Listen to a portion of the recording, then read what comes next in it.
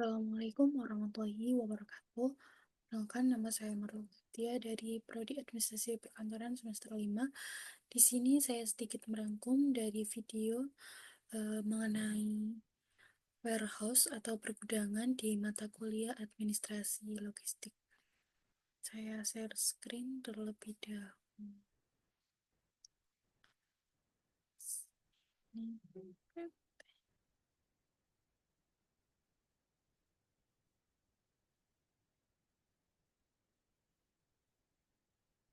Nah, di sini yang judulnya mengenai warehouse management, pengelolaan budaya efektif dan efisiensi logistik.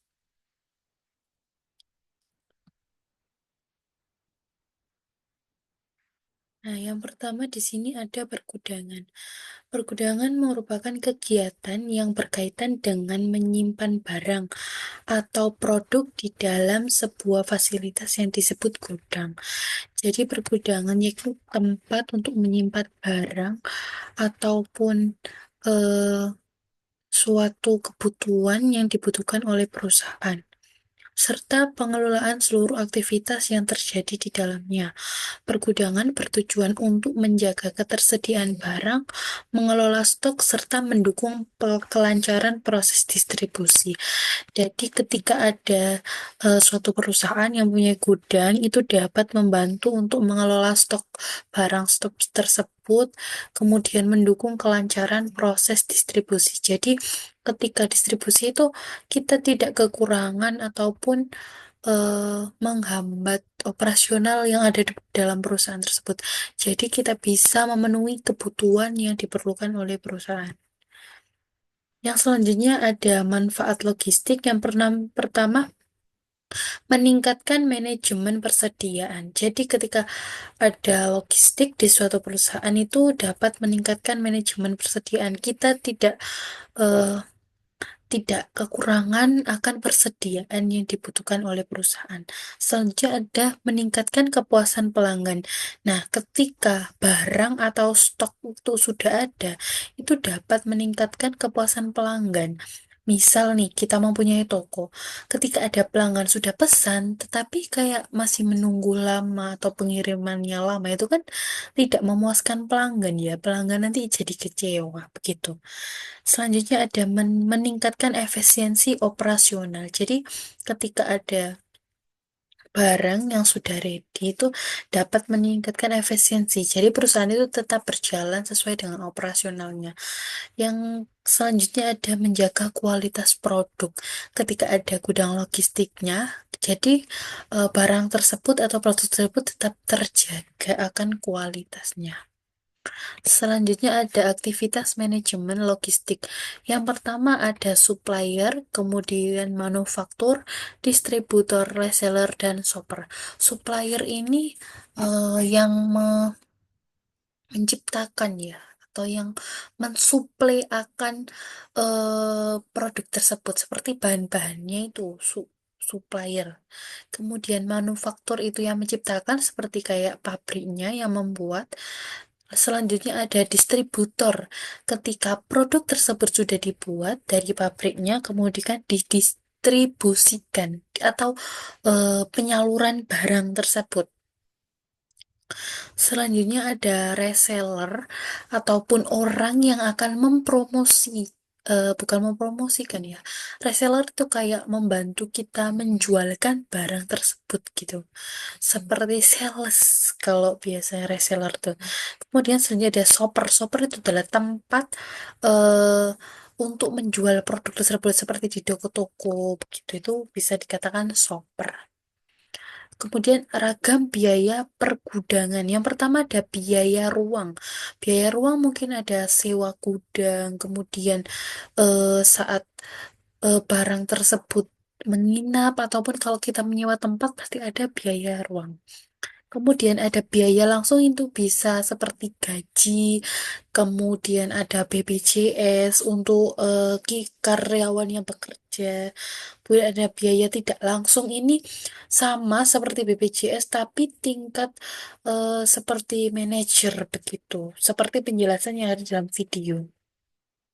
Kemudian ada biaya peralatan. Peralatan ini kalau di pergudangan mungkin kalau listrik gitu kan bisa ya. Kemudian lampu-lampu, kemudian semisal ada baterai itu biaya peralatan. Kemudian biaya tenaga kerja. Ketika kita eh, biaya tenaga kerja ketika kita menyuruh orang untuk eh, me- menjaga akan produk yang disimpan di gudang itu kan membuat ada biaya tenaga kerja ya yang mengerjakan untuk pergudangan tersebut. Kemudian biaya tambahan yang lain-lain seperti kayak BBM juga bisa ya biaya tambahan. Selanjutnya ada peran ekonomis pergudangan. Yang pertama ada produksi musiman, kemudian permintaan musiman, efisiensi skala produksi, pasokan cepat, kesinambungan produksi, dan menstabilkan harga. Produksi musiman itu mungkin bisa dikatakan produk yang hanya memproduksi itu waktu musim aja begitu. Kemudian permintaan musiman juga sama, meminta itu ketika musim semisal kayak jas hujan ya.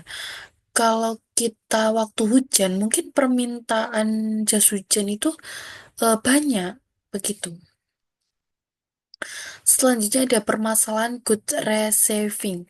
Yang pertama ada ketidaksesuaian jumlah barang. Nah, ini adalah hal-hal yang tidak diinginkan oleh customer atau pelanggan kepada seller atau ketika kita belanja. Pasti kita tidak mau kalau jumlah barang itu tidak sesuai dengan apa yang ketika kita pesan. Selanjutnya ada barang rusak. Nah, ketika barang rusak, pastinya kita kecewa ya sebagai customer atau pelanggan. Nah, itu adalah tugas dari seller untuk menjaga kualitas produk tersebut. Seperti mulai dari awal packaging, itu harus dengan aman, tidak ada eh, terjaga dengan rapi. Misal barang yang dipesan itu kaca ataupun piring gitu harus double apa sekarang wrap di wrap itu double gitu. Jadi agar tidak mengecewakan customer. Kemudian barang tidak sesuai spesifikasi. Nah, misal nih kita beli meja bundar tetapi yang dikirim meja kotak. Berarti kan tidak sesuai dengan keinginan kita. Itu dapat mengecewakan pelanggan. Bisa jadi pelanggan nanti akan pergi, ah nggak mau wes pesen di situ lagi soalnya nggak sesuai gitu. Misal kita pesan kerudung warna pink gitu. Lah, kemudian dikirimnya warna hitam. Itu kan dapat mengecewakan ya. Jadi, ketika kita menjadi seller ataupun orang yang menjual barang tersebut, kita tidak boleh mengecewakan pelanggan. Harus sesuai dengan pesanan. Kemudian ada keterlambatan pengiriman. Nah, kita usahakan ketika mengirim barang ataupun yang lain, kita harus tepat waktu sesuai dengan eh, estimasi ya biasanya kalau disebut estimasi begitu. Terima kasih, mungkin itu saja yang bisa saya sampaikan. Kurang lebihnya mohon maaf yang sebesar-besarnya. Wassalamualaikum warahmatullahi wabarakatuh.